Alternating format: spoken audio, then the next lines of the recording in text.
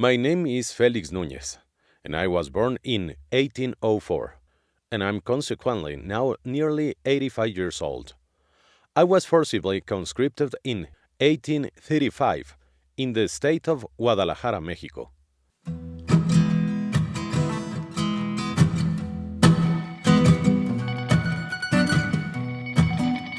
General Santana, with an army of 7,000 men, started from Guerrero, Mexico, about the middle of February 1836, and though marching on double quick time, we did not arrive at San Antonio until near the end of that month. After the enemy invested San Antonio and the Americans had retreated to the Alamo, Santa Anna ordered the Americans to surrender. The summons was answered by those of the Alamo by the discharge of a cannon, whereupon Santana caused a blood-red flag to be hoisted from the Cathedral of San Fernando and the west side of the main plaza, which at that time was in plain view of the Alamo. Simultaneously, all the bugles sounded a charge all along the lines of both cavalry and infantry, but this charge was repulsed by the Americans with heavy loss to us. The second and third day of the siege resulted with very little variance from the first, to wit, with heavy losses to our army. This so exasperated Santana that he said, to use his own language, that he was losing the flower of his army, and to see the Alamo still hold out, he became terribly enraged, and it was at this time that he made the fatal promise, which he so scrupulously carried out, that he would burn the last of them when taken whether dead or alive. The infantry were formed nearest the Alamo, and we made the least noise.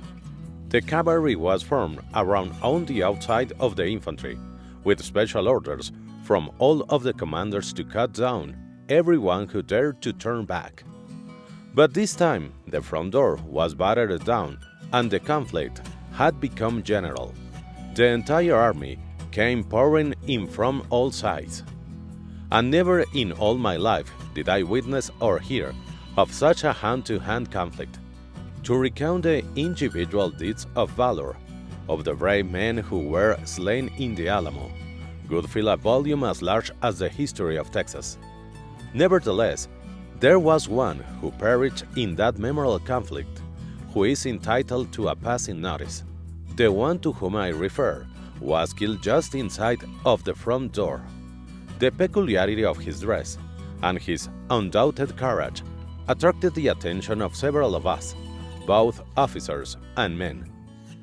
He was a tall American of rather dark complexion and had on a long cuera, buckskin coat, and a round cap without any bill, and made of fox skin, with a long tail hanging down his back.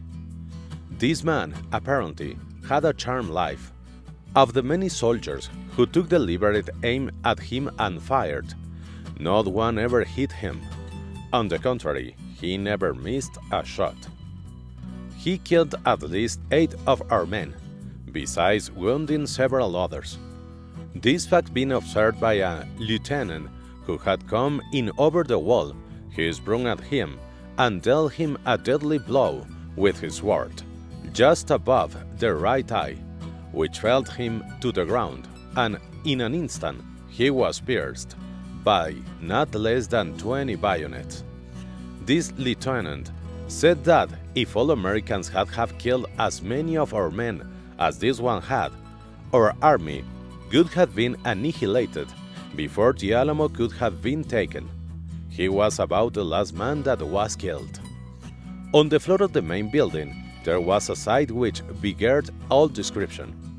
The earthen floor was nearly shoe-mouthed deep in blood, and weltering therein laid 500 dead bodies, many of them still clinched together with one hand, while the other held fast a sword, a pistol, or a gun, which betokened the kind of conflict which had just ended. When the Americans were all dragged out and counted, there were 180, including officers and men.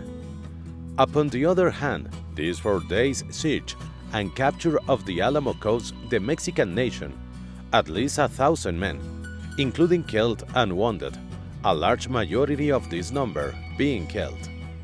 In conclusion, permit me to state that I have no object in giving this description of the fall of the Alamo only as a response to the solicitations of my friend and benefactor, Mr. G.W. Noel, and to add solemnity to this occasion and veneration for the martyred heroes of the Alamo.